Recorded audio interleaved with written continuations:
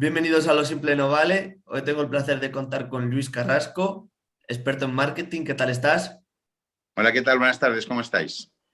Bueno, vamos a repasar un poquito tu trayectoria y también hablar sobre la actualidad del Fútbol Club Barcelona. Venga, vamos allá.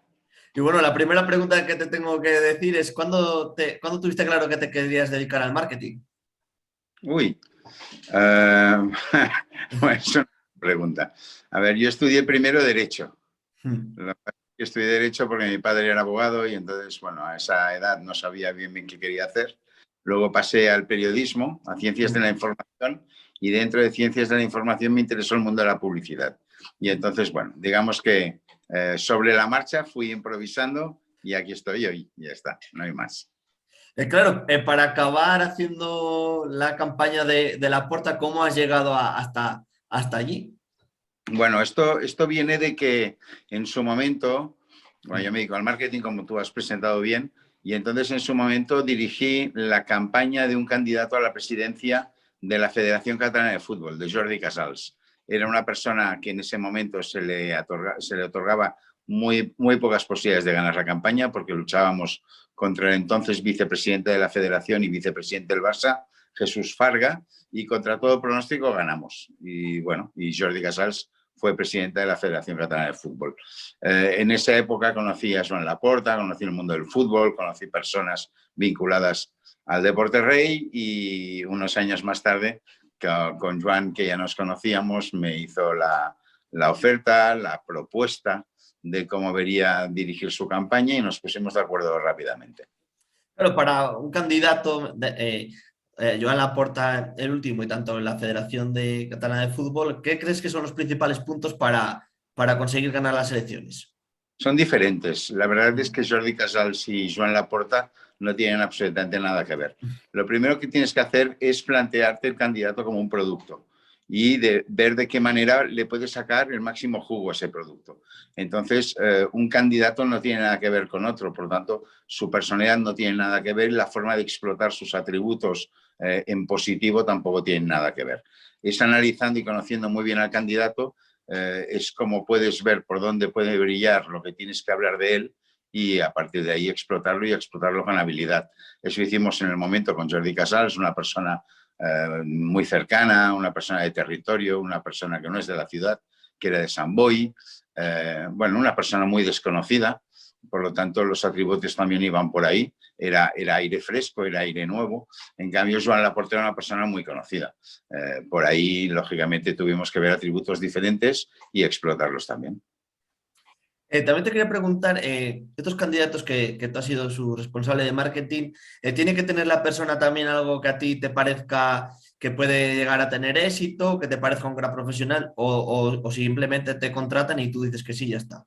No, hombre, tú dices que sí, ya está, ¿no?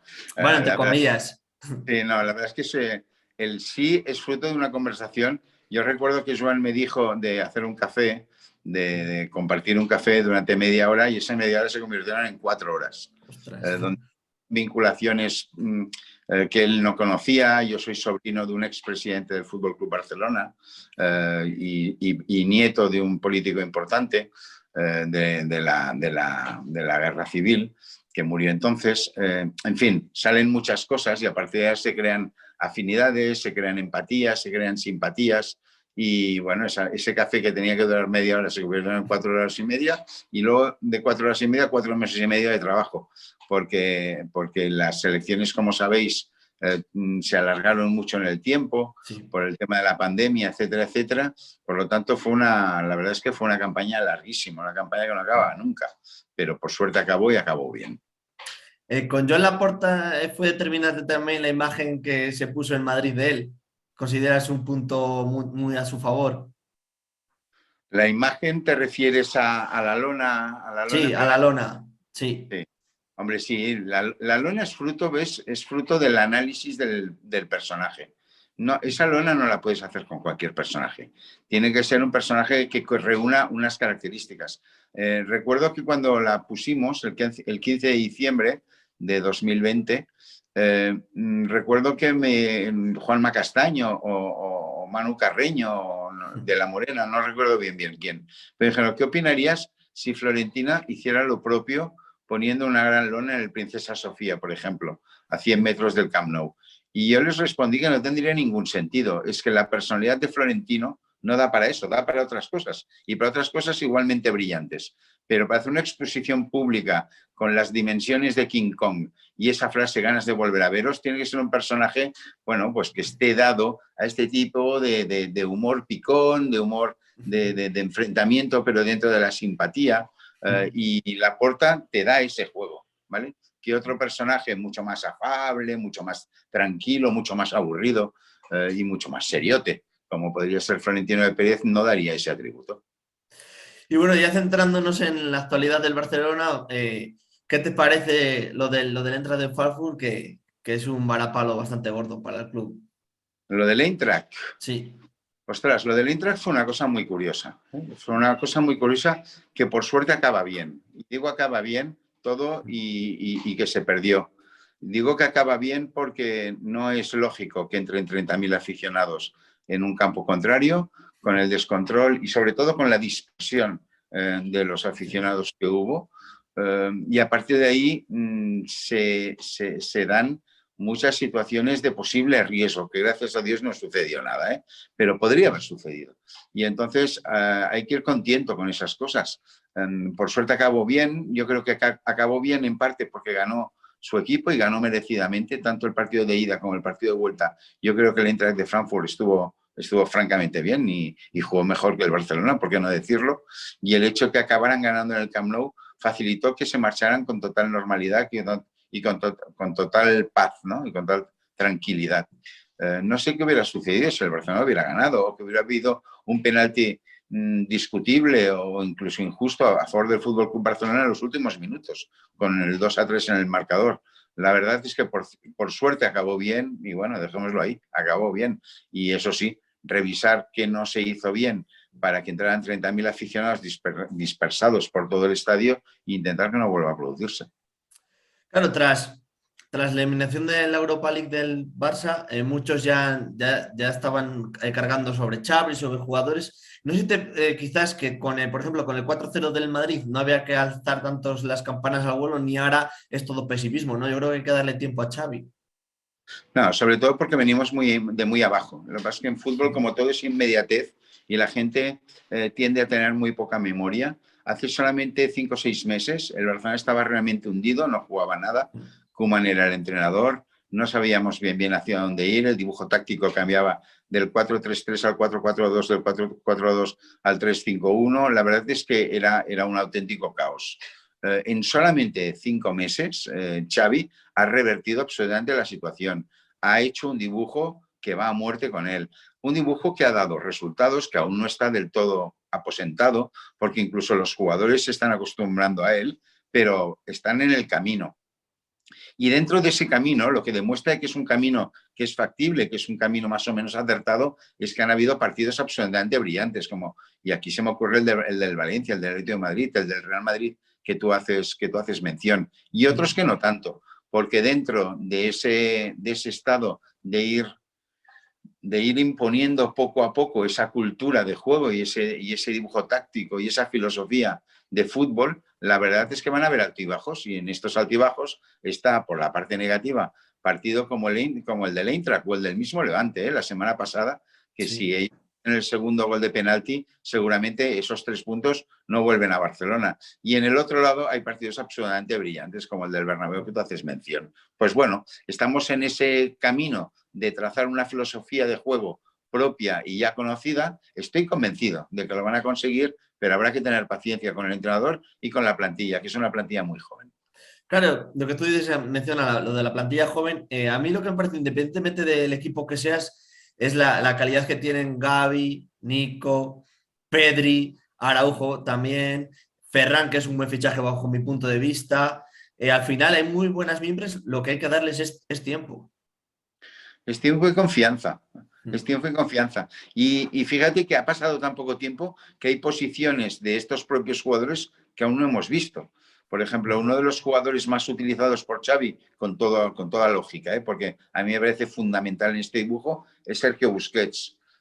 Sí. Y un jugador que puede dar muchísimo como pivote y aún no ha habido tiempo material ni de probarlo, porque no ha jugado 90 minutos en esa posición, es Nico González. La verdad es que Nico podría ser un excelente pivote de futuro, pero aún no lo sabemos. ¿Por qué no lo sabemos? Seguramente porque el día a día y las urgencias del Fútbol Club Barcelona para clasificarse sí o sí en la Champions League de la temporada que viene, de donde van a devenir muchísimos ingresos del todo fundamentales para el club, hace que no puedas hacer demasiadas probaturas. Las probaturas seguramente se harán en verano y en pretemporada. En este momento hay que ir a amarrar todos los puntos posibles porque está carísimo entrar en Europa en la cúspide de la Champions League y Xavi ha dado prioridad a eso y eso yo lo entiendo. Por lo tanto, poco a poco. Son muy jóvenes, como tú decías. Pedri es muy joven, Nico es muy joven, Gavi es muy joven, Araujo es muy joven, De Jong es muy joven. La verdad es que estamos hablando de un equipo especialmente joven. Seguramente de los 11 titulares más jóvenes de la liga en este momento. Y habrá que tener paciencia, porque estoy seguro de que estamos delante de una hornada de jugadores realmente brillante. Claro, la liga, ¿cómo la ves? ¿Casi cerrada por el Real Madrid o es Mira, posibilidades? no sé cuándo editarás y pondrás esta entrevista, pero dependerá de esta noche, ¿eh? Dependerá de esta noche y del Sánchez Pizjuán. Si el Sevilla le arranca los 3 puntos al Real Madrid y el Barcelona gana el lunes al Cádiz y el partido que tiene pendiente con el Rayo Vallecano, se coloca a 6 puntos a falta de 5 o 6 partidos. Con lo cual todo puede temblar, el tablero de juego puede temblar. De ganar en el Sánchez Pizjuán el Real Madrid, yo entonces sí que vería la cuesta muy arriba. Y bueno, ya saliendo un poco también del estrictamente deportivo, ¿qué te parece el acuerdo con Spotify?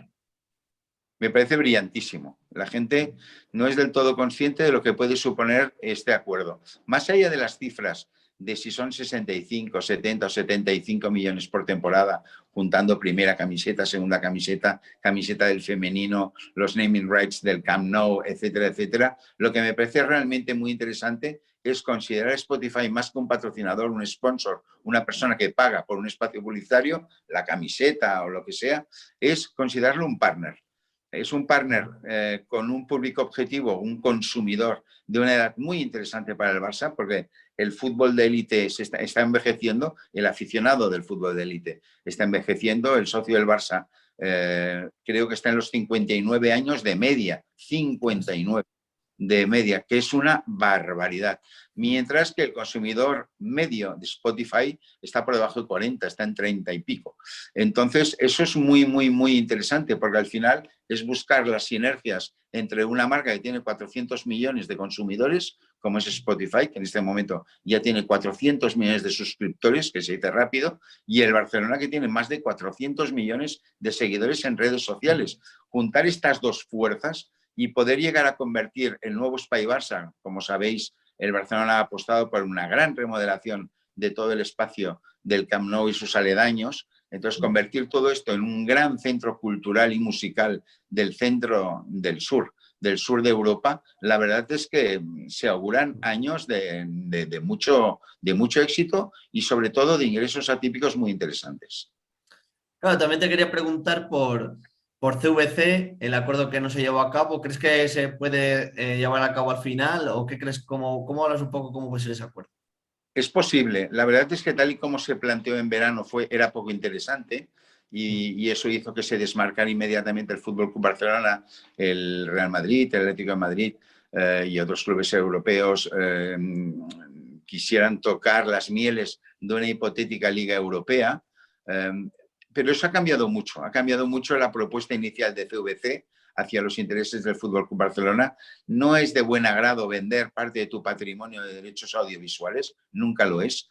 En el caso del Barcelona también dependerá mucho de si Mateo Alemany sigue haciendo las cosas tan bien hechas y consigue colocar jugadores que no cuentan para Xavi de cara al futuro, como son Umtiti, como son Coutinho, como son Pjanic o el propio Lenglet, que en este momento aún está en el club, ¿no? Si se colocaran estos jugadores, a lo mejor el acuerdo con CVC sería menos urgente. De no hacerlo, estos jugadores están en la fotografía de principio de temporada y habrá que buscar manera de incrementar el aspecto de la masa salarial. Una forma de incrementarlo, sabéis que es el acuerdo con CVC, pues bueno, vamos a ver cómo evoluciona. Pero una cosa que no era nada interesante para el club en verano, ahora por lo visto no es tan poco interesante. Vamos a ver cómo evoluciona porque podemos tener sorpresas.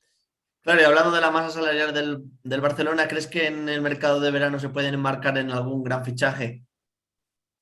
Pues mira, dependerá de todo eso. Dependerá de que, por un lado, de que las salidas sean salidas más o menos holgadas y brillantes dentro de la gestión de la Secretaría Técnica del Barça y de Mateo Alemany.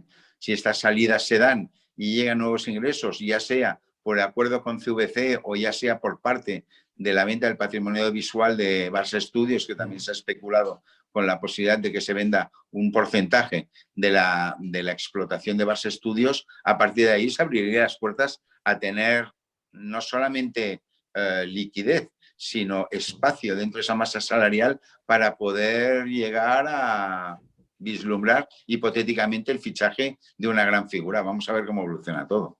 Y claro, para terminar te quería preguntar, Joan Laporta, que desde su llegada, ¿qué le ha aportado al Fútbol Club Barcelona? Lo que tenía en su primera etapa. Yo recuerdo que durante las elecciones mucha gente decía, ¿pero qué le gustaba a Joan? Que parece otra persona, que lo tenéis tranquilito y lo tenéis sosegado, que lo tenéis mucho más equilibrado. No, Joan es un hombre sosegado cuando tiene que ser sosegado, equilibrado cuando tiene que ser equilibrado, pero es un hombre terriblemente pasional y terriblemente emocional también. Entonces, ¿qué le aporta? Le aporta esta vivacidad, le aporta sobre todo este amor al club. El eslogan de la campaña, estimemos al Barça, queremos al Barça, amamos al Barça, es bien su credo. Coincide absolutamente con el personaje. Cuando hablábamos de hacer coincidir el candidato como un producto con el aspecto a alcanzar, que en este caso era la presidencia, no se nos ocurrió mejor manera que diciendo que esta persona ama el club, Sí. como ha dado mil veces. Por lo tanto, ¿qué le aporta esto? Pues le aporta esta vivacidad, esta ilusión, le aporta esta alegría y estas ganas de hacer las cosas bien para volver a rememorar, ¿por qué no?, triunfos del pasado. Vamos a ver si lo consigue. Bueno, pues no sé si quieres añadir alguna cosilla más. Nada más. Oye, que ha sido un placer hablar contigo y con tus seguidores y aquí me tenéis en el futuro cuando pasen o sucedan cosas para poder dar si así lo veis conveniente. Perfecto, pues muchísimas gracias por compartir tu tiempo, ha sido muy amable y bueno, espero que guste la entrevista que a mí me ha gustado mucho y muchas gracias. Gracias, Alberto, a vosotros. Venga, un abrazo muy fuerte. Un abrazo, adiós.